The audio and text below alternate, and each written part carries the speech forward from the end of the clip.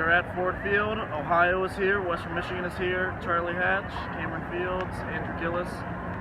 Yeah, biggest moment for Ohio football since at least 2011, maybe 1968. Yeah. Ohio, we're going for their first MAC title since 1968. It's the first time they've been here since 2011. But Ohio, they're probably one of the most underrated teams in the MAC. Offense-wise, they're ground and pound. They like to run the ball downhill with Dorian Brown, Malik Irons. But their passing game is going to need to show up tonight with Sebastian Smith, Jordan Reed, Kyle Belak, Elijah Ball. That area of their game is going to need to show up tonight in order to try and get their win.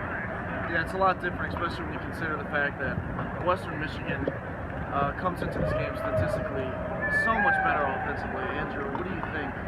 I think the big thing, I think we were talking about this on the car right here, I think the big thing for Ohio is that they need to use that as motivation. I think, I saw a prediction on Hustle Ball, 35-9. They've got to use that.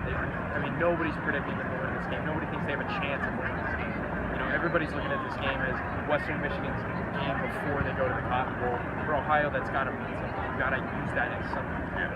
Yeah, I think they will. Just random notes. Detroit looking good so far. PJ Fleck got a warm reception from his marching band. Ohio going in black. It's really up to the Ohio offense. Can the offense efficiently move the ball down the field? Will we see the fans are now in? Will we see Sebastian Smith perform today?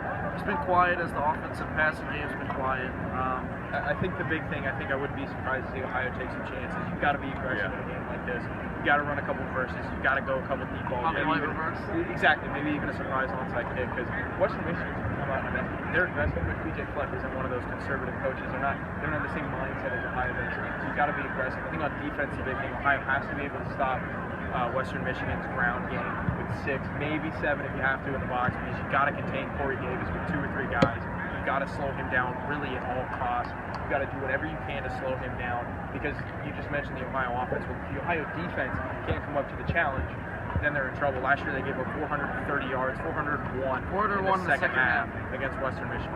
Javon Hagan, defensive back, he was mentioning it. Yeah, if our offense can show up, defense knows they're going to play well. But if the offense can show up, then Ohio has a good chance of winning this game. You got the MAC Defensive Player of the Year on your team.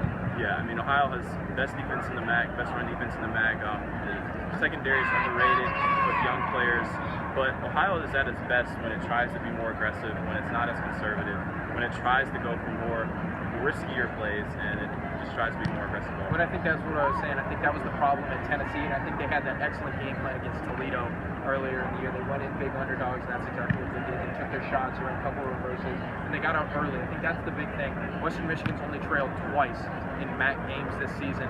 One of them was 3-0 when they hadn't even touched the ball. Western Michigan is not used to playing from behind. I think if you can put them in an uncomfortable position, you can force Terrell out of the pocket, you can force Corey Davis to make some catches, maybe rough him up a little bit. I think that's the thing that they have to do. It's all about making Western Michigan uncomfortable, because you never know with a team like that. If Western Michigan is down in the second quarter, maybe even into the second half, you don't know how they're going to react. You just haven't had it. We'll have to see. Kickoff is at 7 o'clock. Cameron Fields, Andrew Gillis, Charlie Hatch. Stay tuned with the post for coverage.